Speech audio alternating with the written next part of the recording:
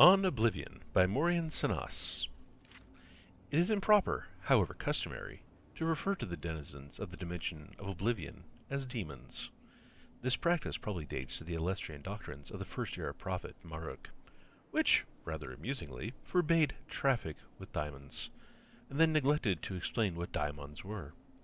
It is probable that daimon is a misspelling or etymological rendition of Daedra, the old Elven word for those strange, powerful creatures of uncertain motivation who hail from the dimension of Oblivion.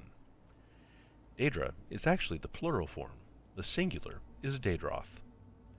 In a later tract by King Hael the Pious of Skyrim, almost 1,000 years after the publication of the original doctrines, the evil machinations of his political enemies are compared to the wickedness of the demons of Oblivion.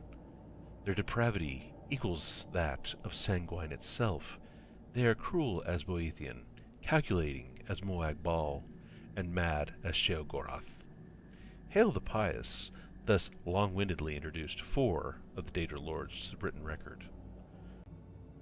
But the written record is not, after all, the best way to research Oblivion and the Daedra who inhabit it.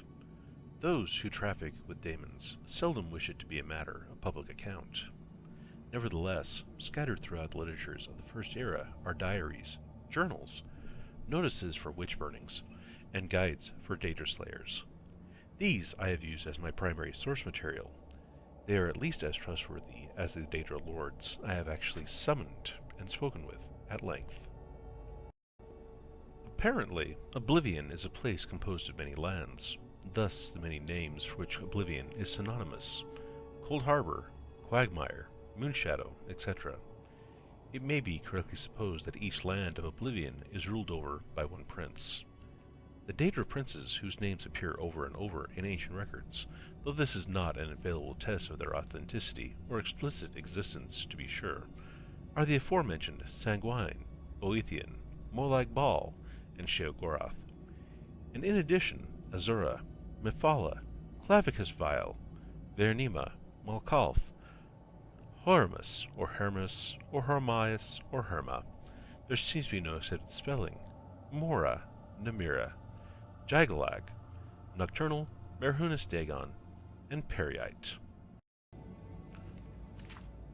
From my experience, Daedra are a very mixed lot. It is almost impossible to categorize them as a whole, except for their immense power, and penchant for extremism. Be that as it may, I have here attempted to do so in a few cases, purely for the sake of scholastic expediency. Merhunus Dagon, Molag Bal, Periite, Boethian, and Vernima are among the most consistently demonic of the Daedra, in the sense that their spheres seem to be destructive in nature. The other Daedra can, of course, be equally dangerous, but seldom purely for the sake of destruction as these 5 can. Nor are these previous 5 identical in their destructiveness. Merhunus Dagon seems to prefer natural disasters, earthquakes, and volcanoes, preventing his anger. Molag Bal elects the employment of other Daedra, and Boethian inspires the arms of mortal warriors. Periite's sphere seems to be pestilence, Vernima's torture. In preparation for the next installment in this series, I will be investigating 2 matters that have intrigued me since I began my career as a Daedra researcher.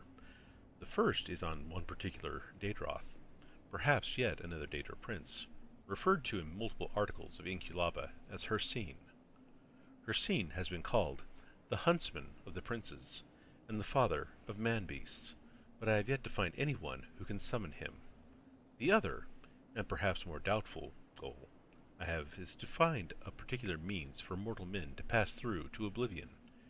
It has always been my philosophy that we need only fear that which we do not understand, and with that thought in mind, I will ever pursue my objective.